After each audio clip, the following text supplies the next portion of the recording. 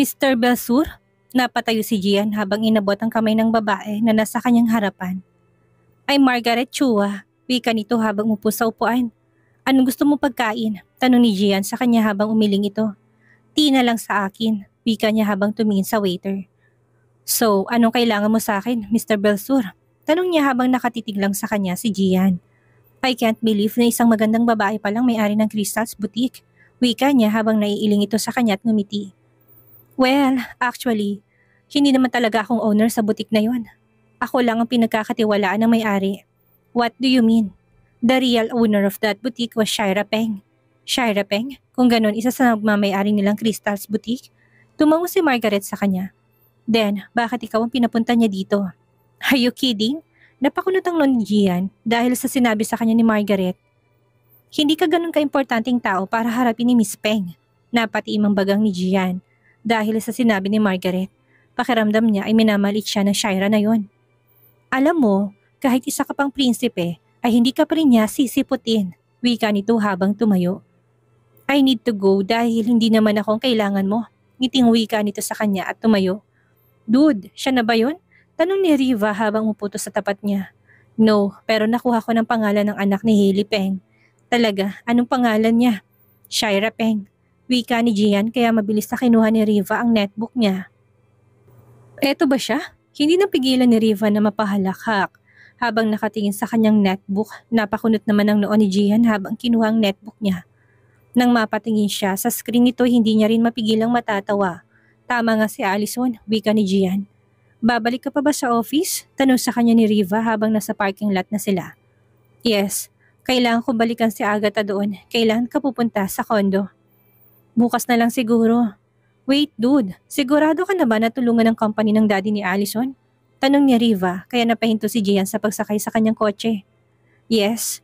Hindi ka ba natatakot? Napakunot ang kanyang noo dahil sa kanyang narinig. Nabasa ko kasi sa baba ng profile ng Shira Peng na yon na lahat ng kumpanyang tumutulong sa mga binagsak niyang business ay matutulad sa tinulungan nila. Napakuyom ang kamao ni Gian dahil sa sinabi ni Riva. Pwes, hindi ako natatakot sa kanya, wika niya habang sumakay sa kanyang kotse. Tapos ng meeting niyo? Tanong ni Agatha habang baka sa mukha nitong pagtataka. Yes, at alam mo bang nasayang lang ang oras ko? Nasayang? Pero bakit? Dahil hindi naman siyang totoong may-ari sa butik na yon. Ano? Pero akala ko siyang may-ari nun. Hindi siya. Sagot ni Gian habang uputo sa kanyang swivel chair. Gusto mo ba ng kape? Humiling si Gian sa kanya habang binubuksan isa-isa mga folder na nasa mesa niya. Pinapunta pala tayo ni Daddy sa bahay. Wika ni Agatha kaya nag-angat siya ng kanyang muka. Bakit daw? Tanong niya habang nagkibit balikat lang si Agatha. Kinagabihan ay sinamahan ni Gian si Agatha sa mansyon ng mga Hernandez. Ayaw niya sana na pumunta pero ayaw niya na may masabi ang daddy ni Agatha sa kanya. Matapos nilang kumain ng hapunan ay niyaya si Gian ni Mix na uminom habang si Agatha ay naroon sa silid niya dati. Kamusta ng pagsasama niyo ng anak ko? Tanong sa kanya ni Mix matapos nitong inumin ng alak sa kanyang baso. Maayos naman kami dad. Napangiti si Mix dahil sa narinig niya. Sana bigyan niyo na kaagad kami ng apo. Alam mo iho, masyado na kami matanda. Gusto na naming makita ang mga apo namin. Hilaw na napangiti si Gian dahil wala pa siyang balak na bigyan sila ng apo. Isa rin, hindi niya maintindihan ang sarili niya dahil ayaw niya na makapagtalik kay Agatha.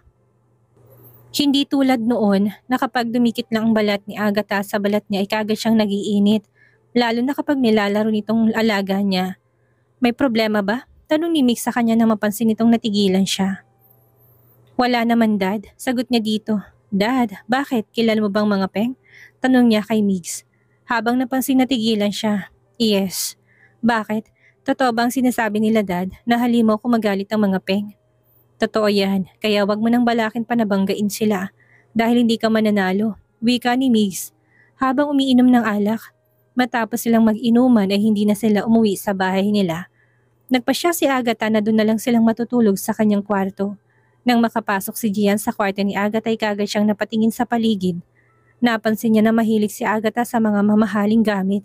Napansin din niya na mahilig itong magsuot ng dress dahil sa mga pictures nito nakadikit sa dingding. Anong problema? Tanong niya dito habang nanatiling nakatayo si Gian. Mga ganyan palang damit ang hilig mo? Tanong niya, kaya napatingin si Agatha sa dingding. Hindi, ayaw lang kasi ni Tita Francine na t-shirt ang isusuot ko. Kaya yon, napilitan akong magsuot ng mga damit na ganyan kahit nasa bahay lang. Wika nito habang umupo siya sa kama. Simula ba noon siya ng kasama mo? Umiling si Agatha sa kanya. Lumaki ako kay Yaya. Busy kasi lagi si Daddy sa company niya noon. Si Tita naman ay laging nasa labas. Ayaw niya kasi sa akin simula nung magpakasal nila si Daddy. Malungkot na wika ni Agatha sa kanya. Ayaw niya sa'yo? Kaya ba ganun ang trato mo sa kanya noon? Tanong ni Gian kaya tumayo siya dito. Simula noon, hindi ko na naramdaman ang pagmamahal ng isang ina sa kanya. Nasaan bang tunay mong mommy? Umalis siya at iniwan niya ako. Iniwan niya ako kay Daddy. Dahil hindi niya ako mahal, wika ni Agatha habang naglalandas ang mga luha sa mga mata niya. Kinabukasan ay maaga nang umuwi si Agatha at Gian. Hindi na rin nila hinintay na magising ang mga magulang ni Agatha. Dahil may importanteng meeting si Gian. Ayaw mo bang sumama sa akin? Umiling si Agatha sa kanya. Hindi rin maiwasan ni Gian na magtaka dahil lahat ng meeting niya ay hindi sumasama si Agatha. Aalis ka rin ba? Tanong ni Gian na makita niya na nagbihis si Agatha. Oo, may pupuntahan lang ako. Saan? Napatingin si Agatha sa kanya dahil sa tanong niya dito. Gusto ko lang lumabas, Gian. Sagot niya kaya napatango si Gian sa kanya. Anong balak mo? Tanong sa kanya ni Riva habang nakaupo siya sa sofa. Anong balak ang pinag-uusapan niyo? Tanong na taka ni Allison sa kanila.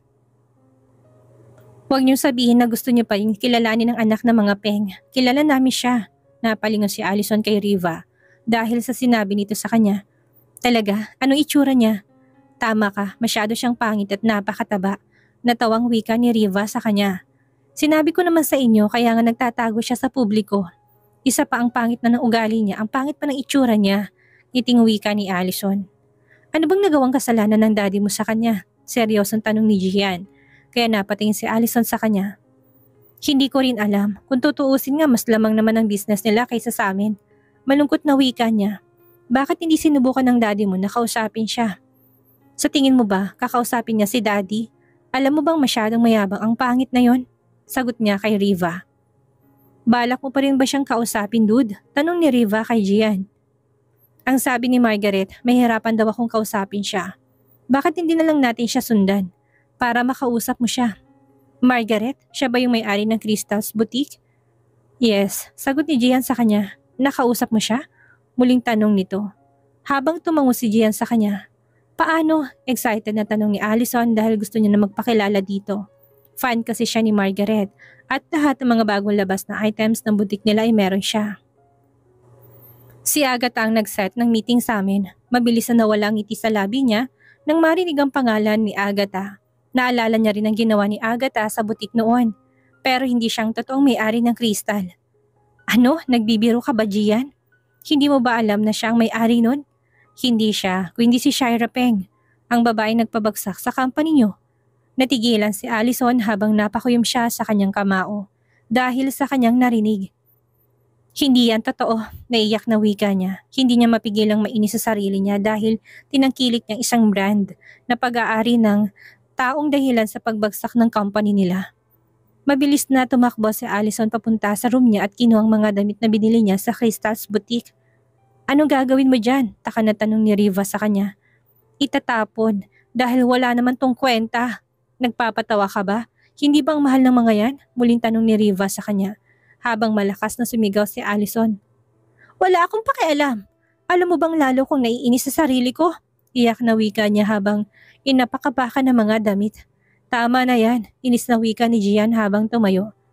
It's your fault. Masyado ka kasing nahuhumaling sa mga gamit o bagay ni hindi mo man lang inaalam kung saan yan galing.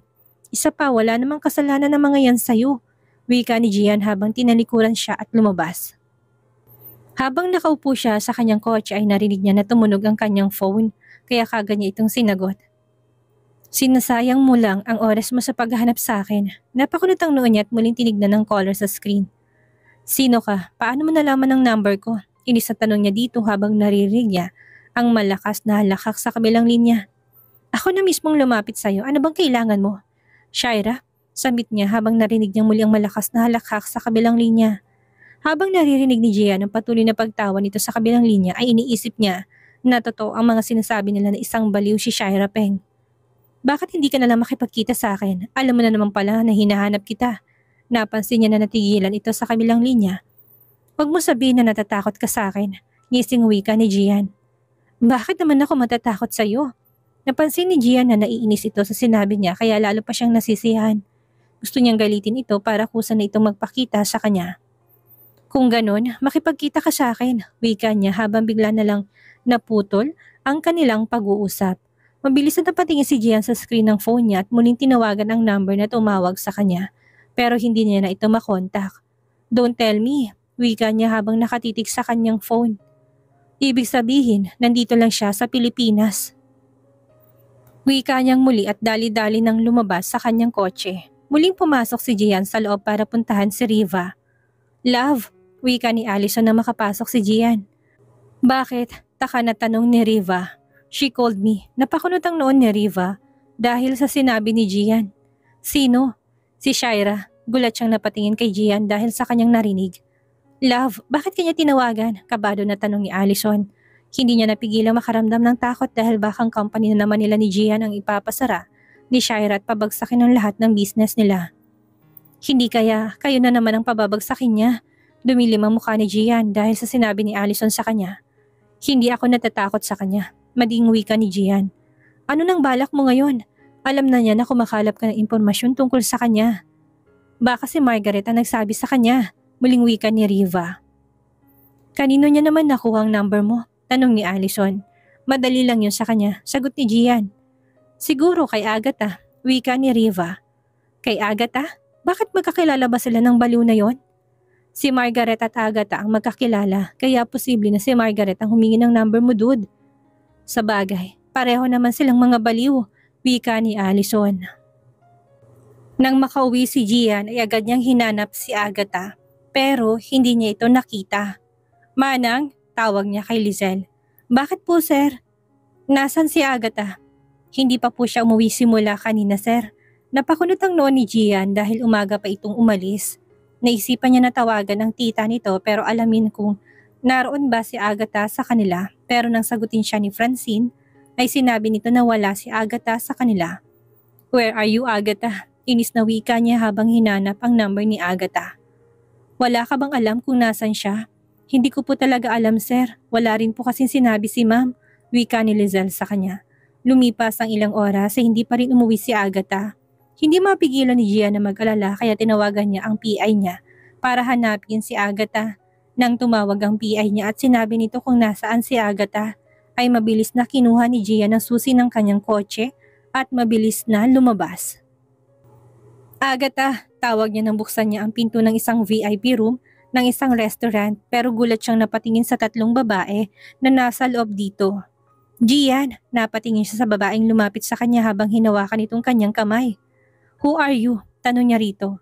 Ate, tuwang wika niya habang mahigpit na niyakap ang kapatid niya. Malungkot ka na naman? Dahil na naman ba ito sa kanya? Malungkot niyang tanong habang umupo si Agatha sa upuan. Bakit ka na naman ba nandito? Hindi mo ba alam na hinahanap ka niya?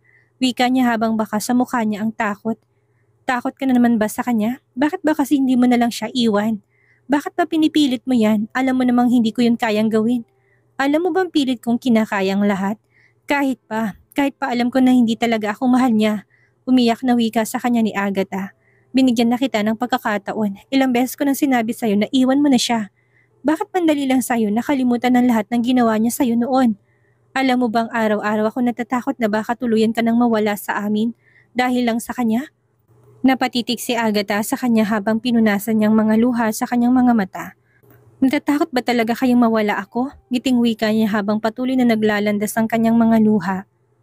Ate, alam mo na mahal ka namin ni Mommy. Mahal? Paulit-ulit ko yung naririnig sa'yo at sa kanya. Pero bakit hindi ko ramdam? Ano pa bang gusto mong gawin namin? Kulang pa bang lahat? Oo, lalo na ngayon. Taka siyang napatingin kay Agatha. Bakit pandali lang sa'yo na gayahin ako? At bakit bang galing-galing mo sa lahat? Habang ako ay para lang basura sa pamilya niyo. Parang pabigat. Hindi yan totoo. Totoo yon. Kaya nga niyo ako iniwan kay Daddy, hindi ba? Ilang ulit pa ba namin kailangang ipaintindi sa'yo na kailangan kang iwan ni Mommy? dahil ayaw niya na mag-isa lang si Daddy. Pero teka lang, bakit ka ba ulit nagkakaganito ate? Alam mo bang naiinggit ako sa'yo? Wika ni Agatha sa kanya habang hindi nito sinagot ang tanong niya. Ako naman ang nauna, hindi ba? Pero bakit ikaw ang minahal niya? Anong ibig mo sabihin ate? Alam mo bang sa tuwing magkasama kami ay ikaw pa rin ang hinahanap niya? Pero tinitiis ko lang yon dahil mahal ko siya. Alam mo bang kahit akong kayakap niya ay ramdam ko pa rin na ikaw ang nasa isip niya? Enough ate. Yun ang totoo. Just divorce him. Or else I'll make him pay sa ginawa niyang pananakit sa'yo. Huwag mong gawin yan sa kanya. Bakit ka ba nagpapakatanga sa kanya kung alam mo na hindi ka niya kayang mahalin? Dahil ikaw ang minahal niya. Nakakatawa, hindi ba? Pinag-aralan ko naman lahat ng galaw mo kung paano ka magsalita, ang pananamit mo, pero bakit hindi pa rin yung sapat sa kanya? Bakit kulang na kulang pa rin? Ano bang wala sa akin na meron ka? Iisa lang naman tayo ng mukha, Shaira. Hagulhol na wika sa kanya ni Agatha. Alam mo bang pinagsisisihan ko kung bakit pa ako pumayag sa mga plano mo? Sana hindi na lang ako naging sunod-sunuran sa'yo noon. I said enough. Tama na sa kanyang ginawa natin. Hindi tama, Shaira. Dahil ako pa rin ang nasasaktan at mas lalo pang nasasaktan. Dahil tanga ka. Napabaling ang mukha niya dahil sa ginawang pagsampal ni Agatha. Napakanutang noon ni Agatha dahil sa pagtawa niya. Ayaw mong tanggapin ang katotohanan, ate? Muli tinaas ni Agatha ang kamay niya, pero natigilan siya na tinignan ni Shaira ang kanyang kamay na nasa ere. Sige, ituloy mo. Pero hindi ko pa rin babawiin ang sinabi ko. Dahil yun ang totoo. Hindi mo ba nakikita ang ginawa ng mga taong sa paligid mo? Harap-harapan kanilang sinasaktan, emotional at physical dahil sa katangahan mo. Mabilis niyang hinawakan ang kamay ni Agatha habang sinaway siya ni Margaret. Huwag kang mag-alala, I don't hurt her dahil mahal ko siya, wika niya kay Margaret. Habang ang kanyang mga mata ay nakatingin kay Agatha, napaupo muli si Agatha habang patuloy na umiiyak. Alam mo, ang akala ko noon ay magiging maayos kang kasama si Mommy. Pero hindi ko inakalang babalikan mo pa rin sila, lalo ng asawa mo. Pinunasan ni Agatha ang kanyang mga luha at masamang tinignan si Shaira. Dahil wala sa usapan natin na makipag-divorce ka sa kanya. Isa pa, hindi ko rin sinabi sa'yo na hihingiin ko kay Daddy ang mana ko sa kanya. Ang hina talaga ng utak mo, ate. Miss Shaira, shut up! Malakas na sigaw niya kay Margaret. Alam mo naman hindi ba? Alam mo na hindi kanya mahal. Sa una pa lang, kaya bakit mo ba pinipilit ang sarili mo sa kanya? Bakit ka ba nagpapakahirap ng ganyan dahil lang sa kanya at bakit gusto mo magpakamatay ng dahil lang sa kanya? Kahit ano pang sasabihin ko sa'yo, alam ko na hindi mo rin maintindihan, Shaira. Dahil hindi ka pa nagmahal. At alam mo ba, ngayon ko lang din napatunayan na totoo ang sinasabi nila sa'yo na wala ka nito. Wika ni Agatha habang tinuro ang kanyang dibdib. Napakulot naman ang mukha ni Shaira habang nakatingin sa kamay ni Agatha. Nagpapatawa ka ba ate? Hindi ka ba talaga nag-iisip? Sa tingin mo paano ako mabubuhay kung wala ko niyan? Naiiling na wika niya habang umupo sa tapat ni Agatha. Hindi mo ba talaga ako naiintindihan? Iyak na wika ni Agatha. Miss Agatha, napatingin siya kay Margaret habang may hawak itong baso na may lamang tubig at binigay sa kanya. Papuntahin mo dito ang asawa niya. Namilog ang mga mata ni Agatha habang naibaba niyang hawak na baso. Ano? Nababaliw ka na ba? Ganun naman ang tingin niyo sa akin, hindi ba? Gising wika nito sa kanya. Uwi na ako. Hindi, dito ka lang. Tama na itong pagtatago at ginawa nating laro. Ngayon natin mapapatunayan kung totoo ang sinabi mo. Ayoko, Shaira. Pwede ba tama na? Masyado na natin siyang sinaktan. Alam mo bang para na siyang mababaliw kakaisip ko sino ba talaga tayo? Mas mabuti pang mabaliw na lang siya. Shaira, ate, pwede bang tumigil ka na sa pakikipagtalo sa akin? Alam mo namang hindi ka pa rin mananalo. Umupo ka dyan at hintayin mo siya. Hindi, Shaira. Tama na itong kabaliwan mo. Itigil na natin to. At pwede ba? Pwede bang umalis ka na rito at wag mo na kaming guluhin pa? Lalo na si Daddy. Wika ni Agatha habang sabay silang napatingin sa pinto nang bumukas ito. Gian, who are you? Palipat-lipat ang kanyang mga mata sa dalawang babae na sa harapan niya. You miss me? Napalingon si Agatha sa kakambal niyang si Shaira habang masama itong tinignan. Gian, magpapaliwanag ako, wika niya. Hinawakan niyang muli ang kamay ni Gian pero mabilis niya itong winaksi. Surprise! Na-surprise ka ba? Ngiting wika ni Shaira habang nilapitan siya ni Gian. Sino ka? Galit na tanong niya dito habang tinitigan lang siya nito. Sagutin mo ko, malakas na tanong ni Gian habang sinenyasan ni Shaira si Margaret na wag makialam. Ako si Agatha, mahina niyang wika habang malawak ng ngumisi. Mabilis na lumapit sa kanila si Agatha at inakmang ilalayo si Shaira kay Gian pero mabilis siyang itinulak ni Gian. Nang makita to ni Shaira ay kaagad niya itinaas ang tuhod niya sa gitna ni Gian kaya namilipit agad ito sa sakit dahil sa ginawa ni Shaira sa kanya. Nang lapitan niya si Agatha at natulungan sana itong tumayo ay tinulak siya nito. Umalis ka na. Mahinang wika nito sa kanya. Pero ate, umalis ka na. Hindi ka ba nakakaintindi? Bumalik ka na sa lugar kung saan ka nanggaling, Shaira.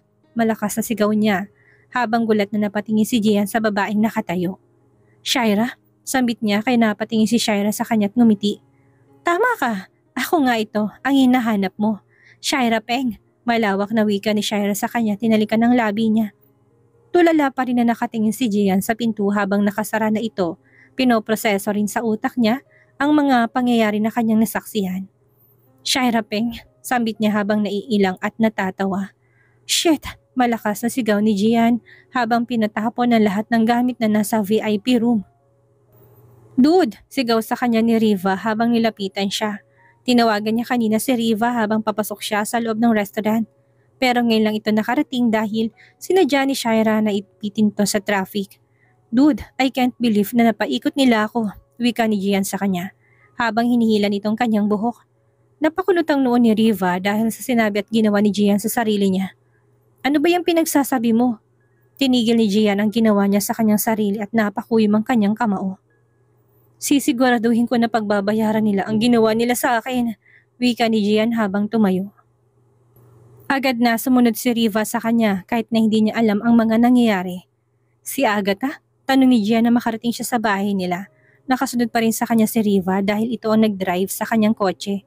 Napansin kasi ni Riva na parang wala si Gian sa sarili niya habang naglalakad ito palabas sa restaurant. Hindi pa po siya umuwi, sir. Wika ng katulong habang malakas na sumigaw si Jiwan. Tawagan mo yung PI ko at ipahanap mo si Agatha. Utos niya kay Riva. Kaya mabilis na kinuha ni Riva ang phone ni Gian. Ano ba talagang nangyayari, dude? Bakit ka ba nagkakaganyan? Tanong ni Riva sa kanya matapos matawagan itong PI ni Gian. Niloloko niya ako. Ginawa nila akong tanga. Nila? Wika niya habang napansin na napatingin si Gian sa pinto't nakita si Agatha. Ikaw? Kunot noong wika ni Gian habang nilapitan si Agatha. Sino ka? Sino ka ba talaga? Sigaw ni Gian habang mahigpit na hinawakan ang braso ni Agatha. Kaya kagad siyang nilapitan ni Riva at nilayo si Agatha sa kanya. Dude, huwag kang magpapauto sa kanya. Hindi mo siya kilala. Galit na sigaw ni Gian habang muling nilapitan si Agatha. Pero mabilis na hinarang ni Riva ang sarili niya at tinago niya sa kanyang likod si Agatha. Umalis ka, Riva. Malaki ang kasalanan ng babaeng sa akin. Kailangan nilang pagbayaran yon. Sigaw ni Gian habang hindi nito napigilang mapaiyak dahil sa galit na nararamdaman niya. Dahil hindi pa rin siya makapaniwalang naloko at naisahan siya ni Agatha at Shaira. Pwede bang huminahon ka na muna? Isa pa, wag mo kalimutang babae siya. Hindi mapigilan ni Riva na mapasigaw kay Gian dahil ayaw niya na makakita ng babaeng sinasaktan. Wala kang alam dito kaya wag kang makialam. Galit na wika ni Gian sa kanya. Alam kong wala, pero pwede bang makinig ka na muna sa akin? At pwede bang huminahon ka na muna? Sa tingin mo kaya kong gawin yon? Kung alam ko lang kung paano ako pinaglaruan ng babaeng yan at ng kakambal niya. Napakunot ang noon ni Riva habang nilingon si Agatha na nasa likuran niya. Patawarin mo ako, Gian. Hindi ko naman intensyon na saktan ka. Hindi. At ano sa tingin mong nararamdaman ko? Matutuwa? Ang akala ko hindi ka mahulog sa kanya. Natigila si Gian dahil sa narinig niya kay Agatha.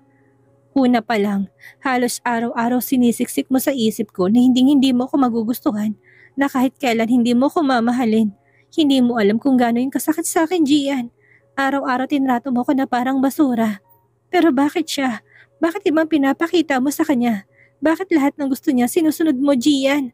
Bakit hinahanap mo siya? Ano bang meron siya na wala ako, Gian? Tingnan mo ko, titigan mo ko, hawakan mo ko. Iisa lang naman ang mukha namin, hindi ba? Pero bakit siyang minahal mo't hindi ako? Iyak na sigaw sa kanya ni Agatha. Lumapit si Gian sa kanya habang nanilisik ang mga mata nito na tumingin sa kanya.